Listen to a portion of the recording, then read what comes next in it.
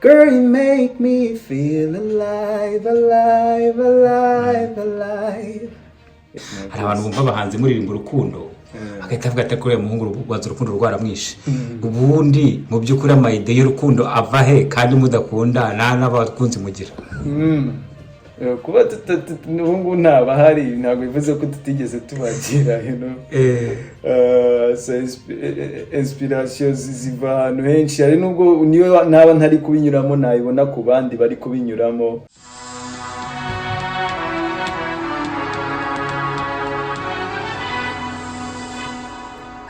Mbahaye ikaze kuri Sangwa TV Show. Amazina yanjye nitwa Chewu, tukaba tugiye gukora iki kiganiro. Dufite umutumirwa rero nk'uko bisanzwe bizwi, buri cyumweru tuba tubafitiye umutumirwa. Turi kumwe rero n'umuhanzi usanzwe uzwi hano muri Michigan, umuhanzi uza kutwibwira mu buryo butandukanye. Turi kumwe na Brotani rero. Brotani, ni amakuru yawe? Abantu bagiye babona video zawe uririmba, umuntu yavuga ko Brotani ari mu ntoki mu magambo make.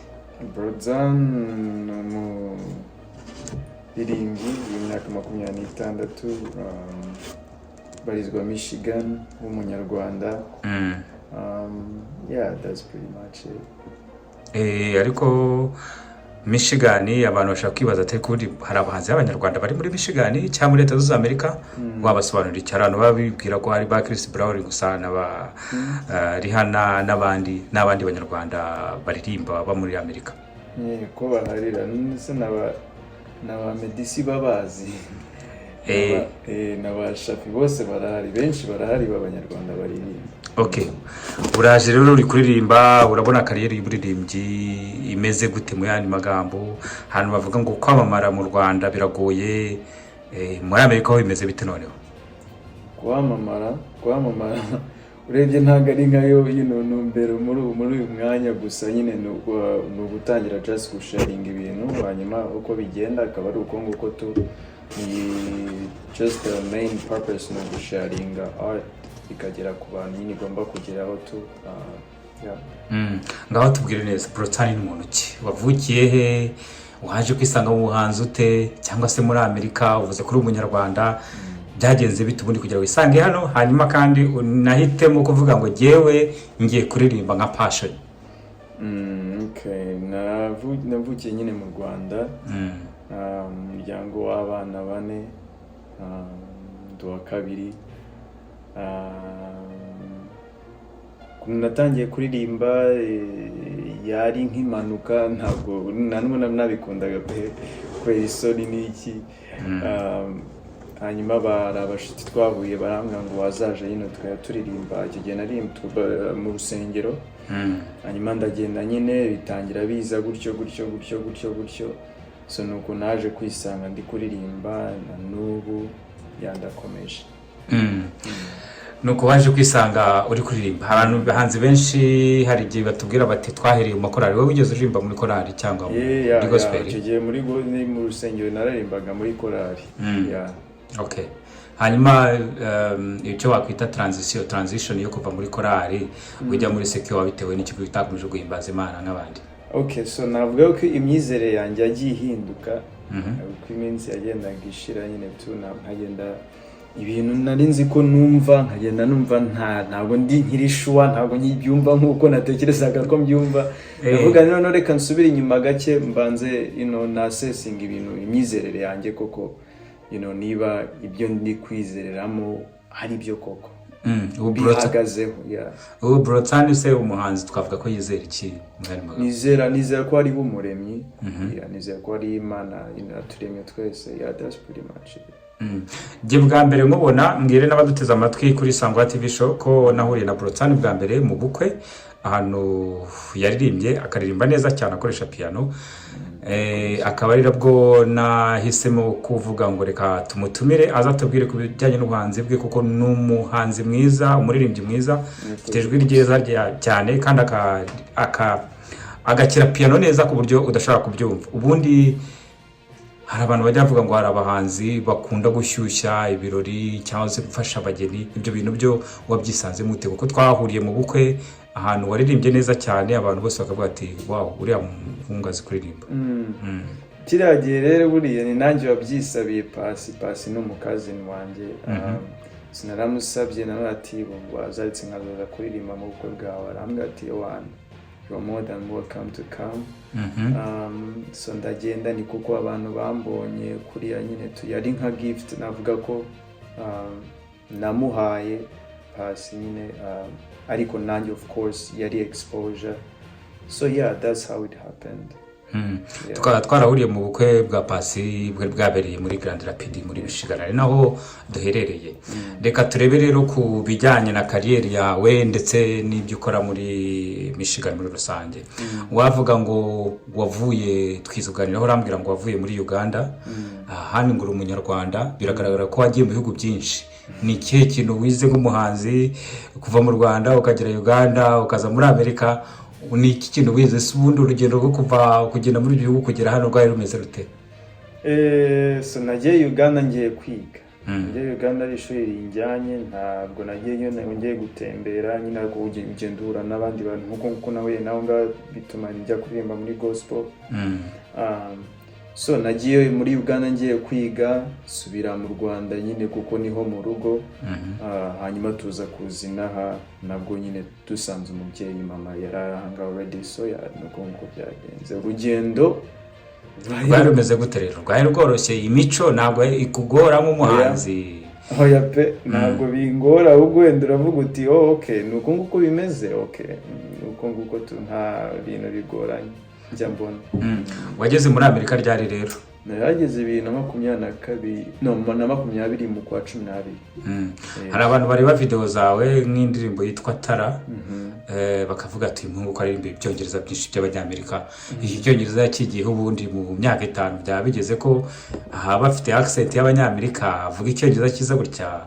Icyongereza cyo wowe wagishoboye ute? Icyongereza rero navuye mu Rwanda nkivuga. Navuye mu Rwanda nkivuga no muri Uganda nabwo narakigaga like nyine ku ishuri ni nkaho byavuye nyine tukubo nyine mu Rwanda barabizi ni bajya bigisha mu cyongereza. So niho nakigiye nahanga nyine of course umuntu agenda yongeraho gahoro. So yeah, that's what happened. Brotsani ni ingaragu yarashatse ari mariye. Brotsani afite state. By the way ni Brotsani kabisa ya. So ndi single kabisa, ndi ingaragu nta mugore nta mwana ntaki. Nuko utabishaka uri single searching cyangwa se wabaye wiparitse uravuga ati kanishirire imbaraga zanjye mu buhanzi gusa? Ntabwo ndi kubitekerezaho pe. Ndi kubitekerezaho ndumva umwanya utaragera. Ndumva igihe kitaragera kabisa.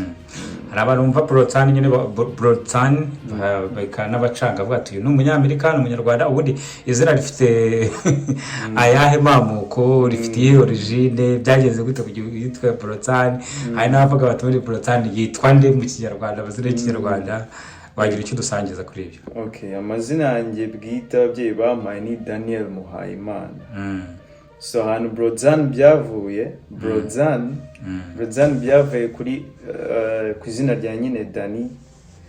So ni brother ya brother Dan. So ni bro Dan. So you zirimo rero niyo just nongeyemo just to be to make it a little bit creative. So yeah, naonga Brotsani byavuye, it's basically brother Dan.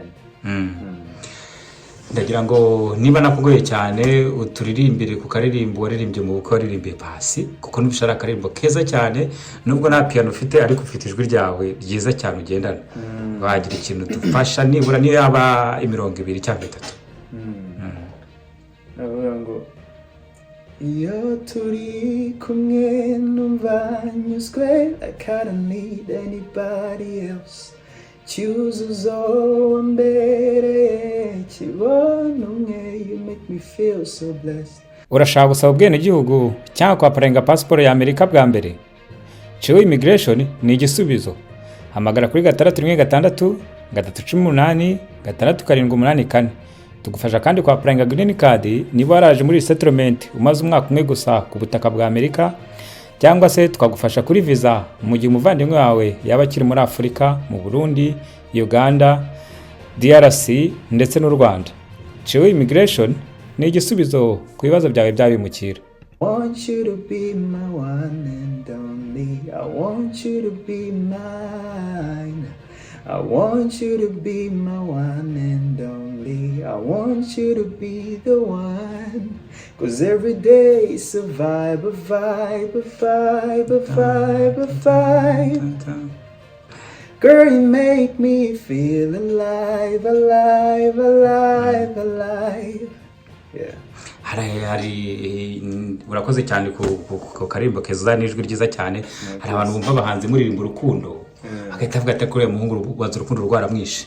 Ubundi mu by'ukuri amayide y'urukundo ava he kandi mudakunda n'abakunzi mugira? Kuba n'ubu ntaba hari ntabwo bivuze ko tutigeze tubagira, so inspiration ziva ahantu henshi. Hari nubwo niyo naba ntari kubinyuramo nayibona ku bandi bari kubinyuramo, cyangwa se inshuti yanjye kantera story, so naho ngaho bigenda biva tu.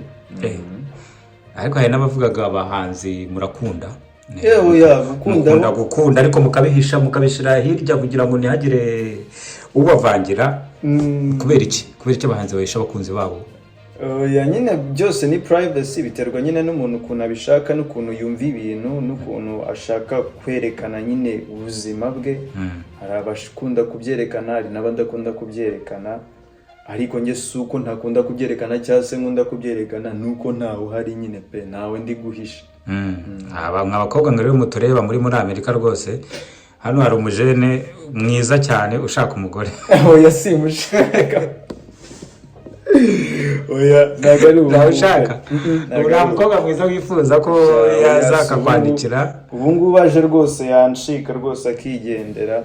Ntabwo ubungu pe wapi. Okay, ubwo byumvikanye cyane. Ndakubonye mpita nibuka umuhanzi Michael Jackson, binatuma ntekereza abahanzi ufana cyangwa se abahanzi baguha inspiration cyangwa baguha inspiration ni bande mu by'ukuri, haba muri Amerika niba no mu Rwanda simbizi, ariko reka twibare muri Amerika hano turi. Muri Amerika navuga ndera ntabwo ari benshi njya mvuga ngo ndeberaho cyane pe. Uwo navuga nawe ntabwo ari umunyamerika, aba mu Bwongereza, yitwa Jacob Collier. Aha ni mu Rwanda bo navuga Riderman. Buriya ko nufishoboza se kandi Riderman ngabanze ko exactly nyine mu myandikire ntabwo ndi kuvuga nyine ngo mu miririmbire. Of course no mu miririmbire hari abarimo nka Bruce Melody, ariko nyine mu myandikire Riderman is really good. Nshaka kuvuga ko Riderman ari umwanditsi mwiza w'indirimbo mu buryo bukomeye cyane. Okay, ngira ngo ibyo bintu bikumvikana cyane.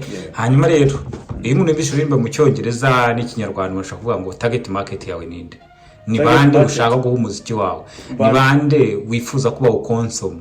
Message y'ubuhanzi bwawe ni iyi uburi kubaha mu by'ukuri? Ni urukundo mukundane ni bwoko ki? Okay, abantu cyo barumaje bwa mbere, abantu ndi message ni gushaka kigeraho ni umuntu wari we wese wakumva nyine ururimi ndi kuririmba. Yaba umuzungu, hari abazungu mbi Kinyarwanda, hari abazungu bese nyine buri wese ubumvira ijambo ndirimbye, ubwo nyine message ni yetu. Cyangwa urashaka kutubwira ko muziki itagira ururimi? Niko njyanumva nyine ndabishatse nabyo abivuga gutyo. Hari ushobora no kuba atari kumva ibintu ndi kuririmba ariko just yakunze melody, nabyo birashoboka byose. So kuri message warumbwiye ko hari urukundo, harimo bavuga ngo iki kuko sanamitima cancer ni byose birimo kabisa. Buriya okay, ubu tugeze rero ku rwego rw'indirimbo zawe waririmbye mu by'ukuri. N'indirimbo wavuga irimo sanamitima waririmbye ni iyi? Indirimbo yitwa It's Okay. Washaka kuririmba iki muri It's Okay? Kuvuga nyine just hari ukuntu nyine umuntu aguma gutekereza ibintu ukuntu bitari kugenda uko abitekereza cyangwa ko yabishakaga. Ati it's okay, bivaho, calm down, tuza, n'iyindi yitwa gake gake nayo nuko nguko bagende bazungu gake gake nibyo gake gake byo nanayikunze indirimbo nziza cyane muri gake gake rero washaka kubwira abandi hari habaye iki ni wowe wivugaga cyangwa hari abantu umuntu uwo ari we wese ubuzima n'umuntu uwo ari we wese nyine wiyumvamo iki kintu wiyumvamo yuko nyine kuba yacika intege se uvuga ati gake gake bizagenda neza uyu munsi ntabwo biri kugenda fresh ariko ejo hari amahirwe yuko bishobora kugenda neza so nuko nguko bimeze n'iki ndirimbo yavugaga so mumaze kuguha indirimbo ebyiri z'insanabiti gake gake na It's Okay muri It's Okay se washaka kubabwira iki namaze kubivuga ndi bwaga ati nyine nubwo uri gutekereza gutyo nubwo babaye bigeze aho ngaho It's Okay ejo hari ubwo hashaka kuba neza inspiration yaje te wari wababaye wowe hari undi muntu wari wakutakiye arakubwira ati ibintu bimeze nabi rwose brother navuga ko ni n'abantu bwe twese ducamo ibintu bibabaje twese tubicamo so navuga ko nabyivanyo nkabivana no ku yandi master njya numva hari indirimbo yawe yitwa Tara abantu bashaka kujya kuri YouTube bakareba Tara by Broadsan bayirebe bayumve muri Tara harimo umukobwa mwiza cyane mwari kumwe muri video iriya Tara ubundi ijya kuza kuyandika no kuyiproducer mbere ko tugira muri production uko na studio mukorana n'aba producer Tara ubundi ifite iyi message Tara ni indirimbo y'urukundo Tara ni indirimbo y'urukundo ivuga uburyo umukobwa ashaka kukubera itara nyine nkuko nguko buriya se haka bahanze arigiye mukabya oya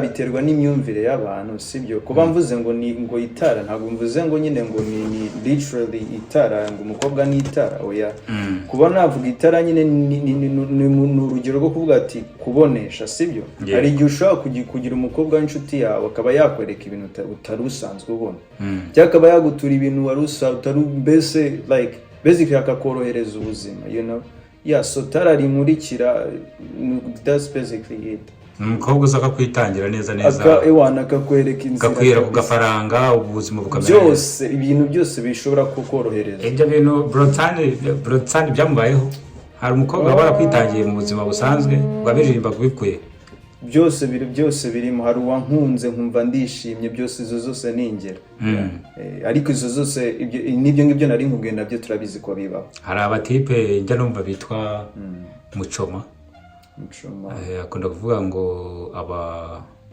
umukobwa ntabwo ari itara ahubwo ngo yigeze abivuga ko umukobwa ari itara ngo ararizimya ibyo nigeze oya ngo n'itara ryararizimya nyine reka nkubwire sibyo abantu nkuko nabikubwiye ubwana twe experiencing ubuzima bitandukanye sibyo hari amastory menshi avuga nkuko nguko uko nyine Muchoma bivuga hari n'amastory abivuga nkuko mbivuga kandi ntabwo abantu twese tuzaba mu buzima bumwe hari abo bizakundira ari nabo bitazakunda so ntabwo naza nkubwire ngo abakobwa bose ngo bazimya amatara ntabwo that's not a real ariko bose nta no guha amatara right so bibe clear ko mu butumwa bwawe abakobwa atari bose atari amatara ntabwo navuga hari n'abakobwa batameze neza pe babagira imitima itari myiza cyane wabutegura ubukwe wabutegura ibirori byo gufata irembo kuramukanya cyangwa ibindi wifuza mu DJ cyangwa photographe uzakuryohereza ibirori ukabyibuka mu mateka yawe n'umuryango wawe muri Amerika hamagara DJ Cyusa kuri 616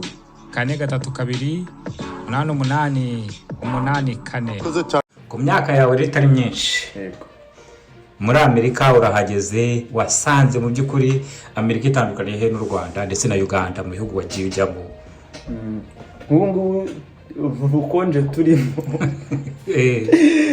ntabwo ibintu nigeze mbigira pe muri nuze mu Rwanda sino nice oya ntabwo so hari icyo ngicyo hari ibyo kurya nyine byaho rimwe na rimwe hari imijyi yaho wana yubatse so umaze gusura giye imijyi muri Amerika hari Tennessee, hari Chicago, hari Detroit, hari Dallas, hari Houston, Ohio, that's a state. Uba wagiye kuririmba muri ibyo byose? Oya, gutembera gusa. Hanyuma mu bijyanye n'imico waje gusanga umuco w'abanyamerika ndetse n'abantu baba hano n'aba Black American ugereranyije n'abanyarwanda ndetse n'abagande ko nabo wabaye warahize baje gusanga bitandukaniye bitandukanye nyine mu buryo bwinshi usanga ahangaha nyine buri muntu wese icyo ashatse like abicyo abicyo ngicyo nuvuga ati njye ndi umugabo kandi ndi umugore cyangwa se ndi umugore kandi ndi umugabo like nyine ibyo bintu sinzi ko narinze mva mu Rwanda ntarabyumva ibyo bintu iyo story narayumva so ahangaha nyine bafite uko kwishyira ukizana ugakora ibyo ushaka byose ku muhanzi Brotan asanga byari bibi cyangwa byiza bitewe n'ukuntu umuntu atekereza njyewe mu gihe utambangamiye mu gihe utambangamiye ukora ibyo ushaka ukora ibyo ushaka ntugire ikintu mbangamiraho turapfa turahurira yese nunkorera icyo nkusabye nkaho ati wenda ngiye gusaba akazantu bakakama batagendeye ku cyondi cyo ndetse ubu tukapfa ikikorera hari abantu bavuga ngo abahanzi b'abanyarwanda muri Amerika bamwari bagiye umuco mushaka kuba aba Black American kera twiga i Butare hari gihe yabonaga nko mu izuba rikaze Riderman yaje yambaye cyatimba timba mu gihe timba ariyo kwambara hano mu bukonje ugasanga umuhanzi wo mu Rwanda nka Jay Polly ataritaba Imana imumura n'umugisha ugasanga aje yambaye timba imico abahanzi mwamamaza akenshi abantu baba bayitekerejeho none se urukweto rumaze iki nuko rwambara none se yaje yambaye ibirenge ariko hari inkweto z'ubukonje nyine ibyo byose ibyo ni biterwa n'uko ndi kuvuga biterwa n'imyumvire biterwa n'imyumvire y'umuntu njye naje nambaye urukweto sinaje nambaye ibirenge sibyo none kumbwa inkweto ngomba kwambara kandi inkweto nambaye nta kintu ntwaye none se ikibazo n'indi ugifite aho ngaho ni njye wambaye inkweto nakunze cyane niho uri kumbwira inkweto ngomba kwambara reka tubyoroshye umuntu hano urani mu butita aje yambaye sandale muri iyi snow wamubwira iki hari icyo se niba yumva nta kintu bimubangamiye ashobora kurwara none se icyo si ikibazo cyawe icyo si ikibazo cyawe nuvuga ngo niba yambaye none se nta bantu ujya ubona yambaye nk'umupira w'imbeho muri sama none kuri wowe wumva nta kintu bimbangamiye ukora ibyo ushaka pe iyi ni Sangwa TV show turi kumwe n'umuhanzi Brotan ubarizwa hano muri leta zunze Amerika muri leta ya Michigan turi kumwe rero duherereye mu mujyi wa Grand Rapids ndacyari kuri micro ndetse no kuri kamera reka nkomeze mbifurize ibihe byiza cyane Brotan ducishe mu magambo manini muri production y'indirimbo wowe inspiration uzigira uri uburyamye uri gukora mu kazi uri kugenda uri kumwe n'inshuti inspiration yawe wavuze urukundo n'isanamitima ibintu byumvikana kandi biragendana kuko iyo tuvuze urukundo haba harimo kubabara no kunezerwa isanamitima birumvikaniriza iyo habaye umubabaro inspiration yawe igusanga he inspiration iva ahantu hose hari nubwo mba ndi ku kazi cyangwa se ndi ndyamye nk'uko wari bivuze cyangwa kumva beat ubwo njye numva ama beat gusa nyine gutyo kuri YouTube nkumva nyine amagambo araje nkahita nandika gutyo bitewe na vibe nyine ndi kumva iyo beat yabifite ubundi se ukunda kumva izihe ndirimbo zose havuyemo za rock izindi zose ndazumva kabisa indirimbo nyine nshobora kuririmba nanjye like to sing along kuba naririmbira mbese ukaririmba nanjye nkaririmba ibintu byumvikana tu iyo umaze kugira inspiration ukandika hanyuma rero hari abantu bibazaga ariko muri Amerika haba studio ziproducer cyangwa zikorera abahanzi imiziki ntabwo zihenze ni wowe wiproducer indirimbo ufite producer ducishe mu magambo make studio mukorana ibahe ikoramo abanyarwanda se ni abanyamerika se bimeze bite so production rero bisa nk'ibigoyemo kuntu bitewe nuko ntabwo producer ari ahangaha indirimbo zose maze gukora nta n'imwe irakorerwa hano zikorerwa he rero mu Rwanda ubigenza ute se kandi utari so kuntu bijya bigenda nge nshobora kwirecordinga mfite microphone n'ibindi byuma nyine bikeya njyamo n'utuntu tubira ahubwo nta nubwo so laptop sound card na microphone na écouteur ibintu bindi so ndabifite ndikodinga ubundi amajwi uyohereza mu Rwanda nyine tu nibo bakora production bakayashyira muri beat. Yes, bigakora neza izo zose wumvishe nuko zakozwe. Nta bintu ko numva ari sawa. Nuvuga ngo ntabwo umuhanzi bimusaba kuba ari ahantu kugira ngo bamukorere indirimbo. Ashaka kwirikodinga then akohereza amajwi, ayo majwi apfa kuba yarikodinze ajyanye na beat. Ajyanye na beat mu gihe kwiba. Ari tundi tu details turimo, ariko basically nuko nguko turi ushaka kwirikodinga amajwi ukayohereza. Of course ugomba gukoresha tuvuge wenda software ubundi nawe bizamushobokera gukoresha gushyiramo ayo majwi umwoherereje. So hari utundi tuntu tw'utu details turimo duke, ariko nta birenze. Hanyuma rero intego yawe ni iyi, objective y'umuhanzi cyane muri Amerika ni iyi, ni ukuba icyamamare muri Leta Zunze Ubumwe zose, ukaba next Chris Brown, cyangwa se urateganya kuzasubira mu Rwanda ugakorayo umuziki? Mu yandi magambo by'ukuri objective yawe ni urashaka kuba umukire bivuye mu ndirimbo, uko nabyo birashoboka cyane iyo byaguhiriye.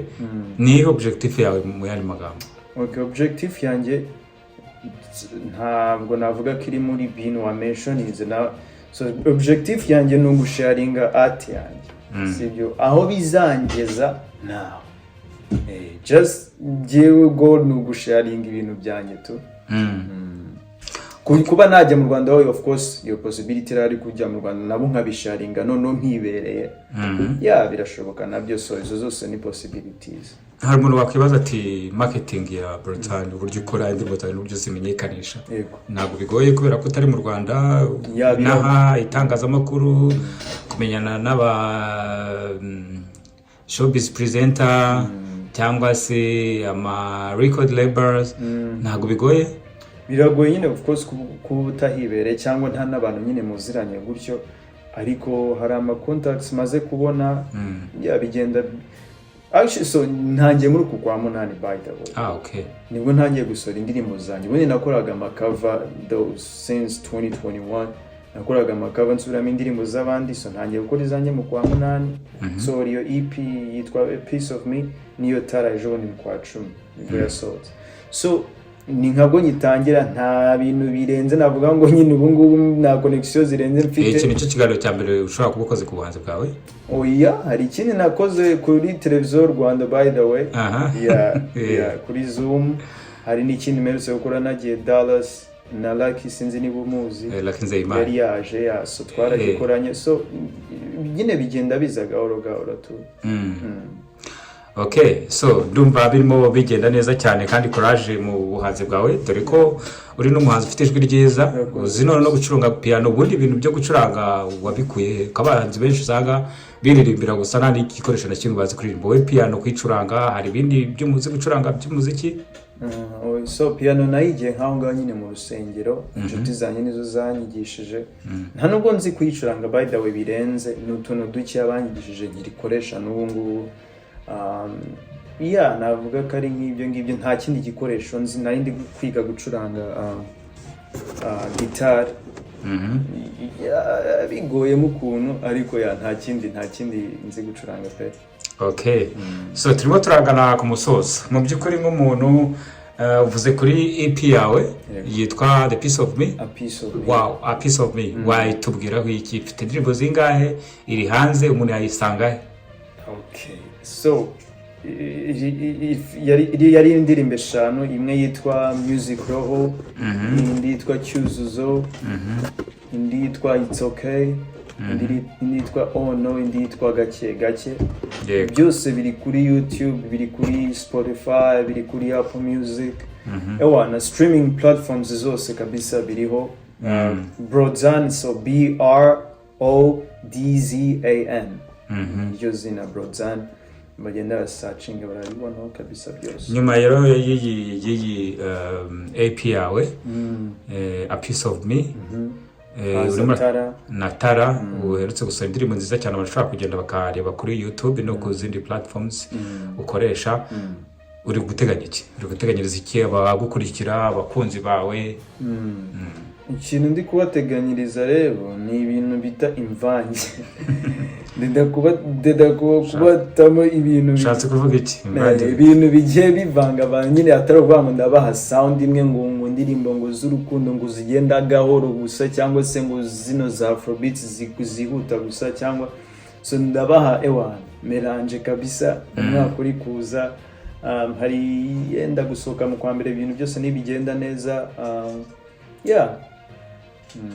bitegure just ibintu biri nari ndimo nibaza mu Rwanda ukorana n'uhe producer mu Rwanda ukorana n'uhe producer hari uwitwa Genius hari uwitwa Tony abo nibo babiri tumaze gukorana kabisa. Okay, Tony na Genius bakorera i Kigali. Yego. Okay, hari igitaramo tegura kuzajya gukorera mu Rwanda cyangwa n'ahandi muri Amerika hano muri Leta Zunze Amerika? Oya pe ubu naba nkubeshye nta bitaramo ndi gutegura hanga kireka nyine bibaye bije bibaye ngombwa ariko ubu ngubu nta bitaramo biteganyijwe vuba hanga pe. Reka tu ariko nyine in the future of course it's gonna happen. Umuntu ushaka gutumira Brotan muri ceremony cyangwa muri mariage kuza kumuririmbira yabikura he yagukura he contact zawe niyo umuntu yakubona cyangwa se no gutumira muri concert kuko hari mu Rwanda muri Amerika amaze kuba diaspora nini y'abanyarwanda n'abavuga ikinyarwanda benshi umuntu ashatse gutumira ngo uze kumuririmbira yagukura yankura kuri Instagram cyangwa se kuri WhatsApp sinzi n'abantu namba cyangwa bakankabaga ati bazagucontacting uyibaye wazibata ukaba Instagram cyangwa se na Facebook na Twitter n'izifite byo kuri social media ni Brodzan nyine BRODZAN Brodzan nyine gutyo nta bindi bintu birenga open ibyo ngibyo gusa hanyuma namba niyo kuri WhatsApp 269 362 4038 269 uriya ni yahe ni ya St. Joseph ni igihugu ki igihugu ni igihugu ni state ni umujyi muri Amerika ubu numvaga ari Uganda muri Uganda ni 25 ariyo ibona ni 259 269 so ndumva ari ibyo rero hari ikintu rero twibagiye kubaza ku buryo wumva abantu bakurikira music yawe abantu bashaka kumva music yawe waba wifuza kubabwira so kubakunda umuziki cyase kuba bisangamo nabwira nyine kugenda just bakumva ibihangano byari byo abakoresha za social media Instagram bakagenda tugafollowingana nanye bahati mu following yabuze tugafollowingana ni @Brotan kuri Instagram bose kabisa Facebook basically Brodzan ni hose Facebook, Twitter, TikTok, Instagram, just.